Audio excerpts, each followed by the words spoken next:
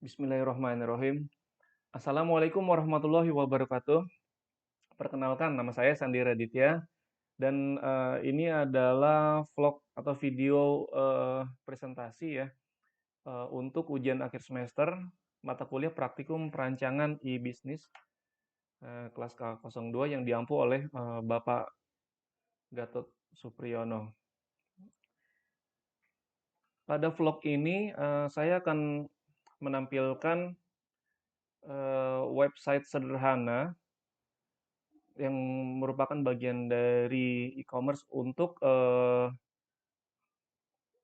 bidang usaha bidang usaha yang saya jalani, eh, dan satu sosial media yang berkaitan dengan eh, usaha tersebut.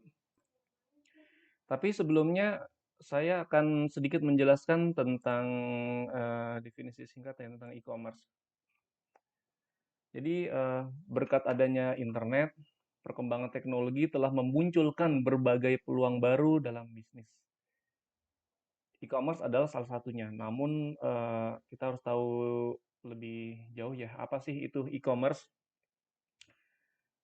Akankah bisnis ini menguntungkan kita dan bagaimana perkembangannya di Indonesia, terutama dalam masa-masa pandemi seperti ini? Kita akan coba bahas di sini sedikit apa itu e-commerce. Jadi e-commerce itu electronic commerce atau e-commerce ya. Itu segala aktivitas jual beli yang dilakukan melalui media elektronik. Meskipun sarananya meliputi beberapa platform,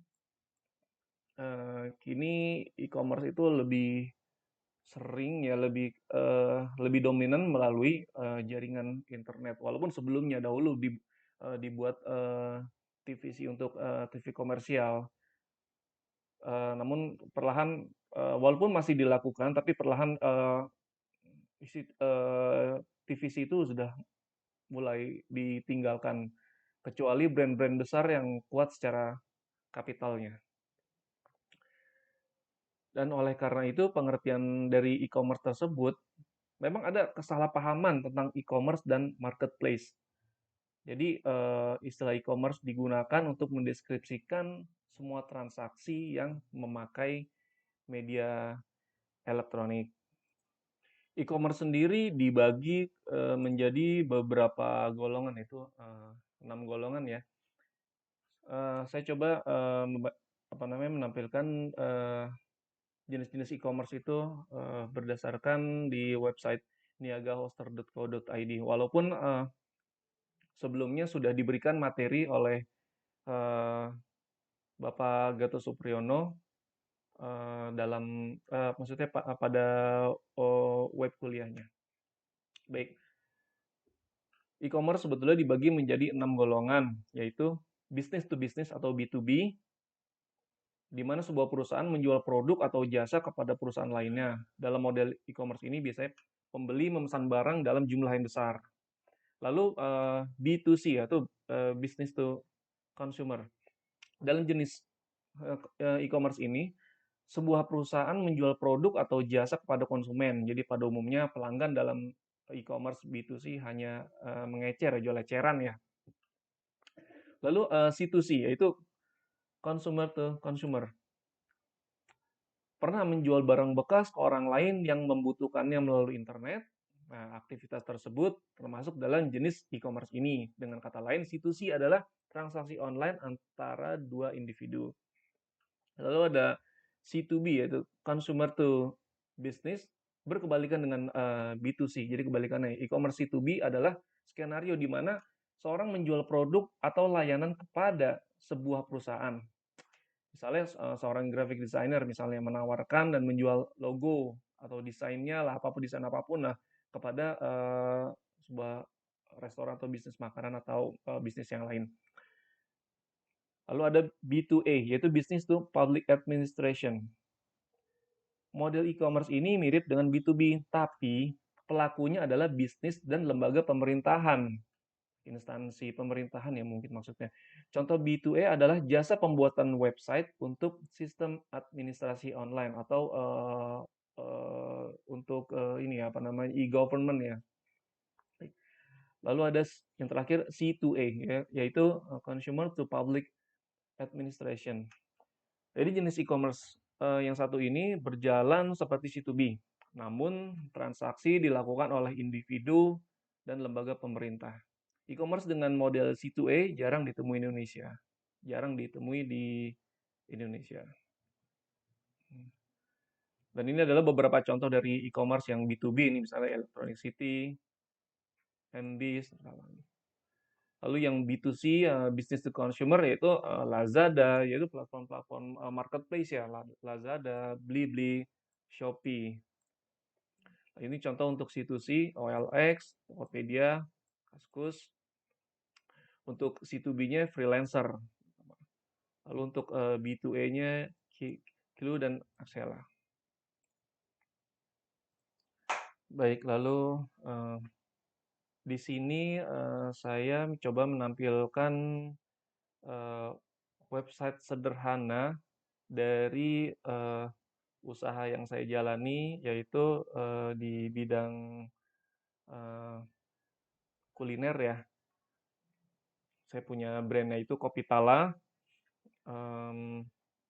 Memang tergolong UMKM dan website yang saya buat ini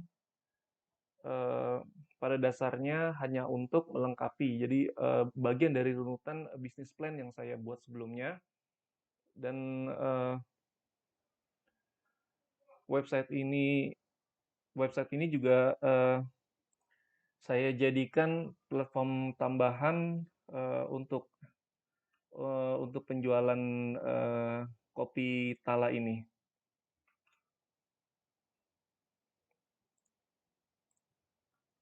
Seperti bisa kita lihat, ini sangat-sangat sederhana yang sifatnya hanya informatif saja.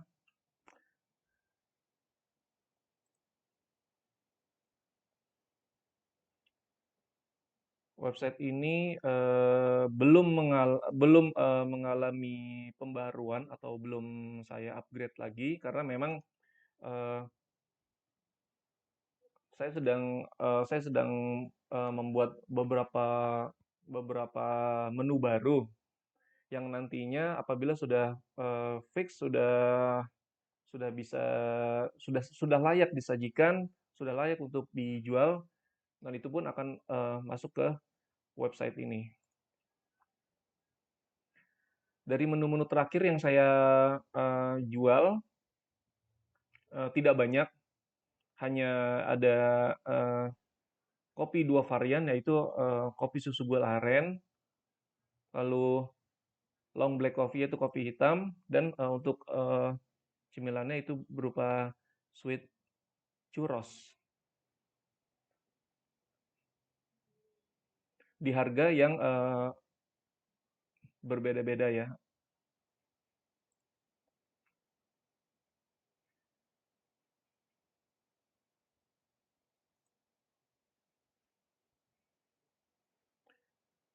Dan untuk saat ini platform penjualan saya belum merambah ke banyak marketplace ya. Karena hanya baru menggunakan Instagram, yaitu di @kopi.tala. Bisa hubungi langsungnya via WhatsApp. Dan baru dikembangkan di Shopee Food. Dan ini adalah official website-nya ya untuk Kopi Tala yang merupakan tools pendukung juga untuk penjualan kopi saya ini. Dan di sini di sosial media Instagram ini saya lebih memfungsikan Instagram ini sebagai bukti testimonial dan saya gunakan juga untuk menampilkan beberapa foto-foto yang berkaitan dengan peringatan-peringatan peringatan-peringatan hari besar. Kenapa saya buat seperti itu? Karena eh, Instagram ini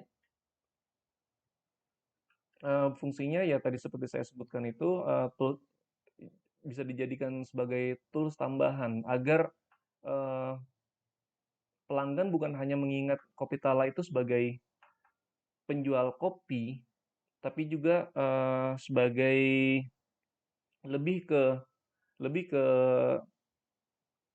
teman keseharian yang bisa eh, memberikan suasana yang berbeda di tiap-tiap momen yang berbeda.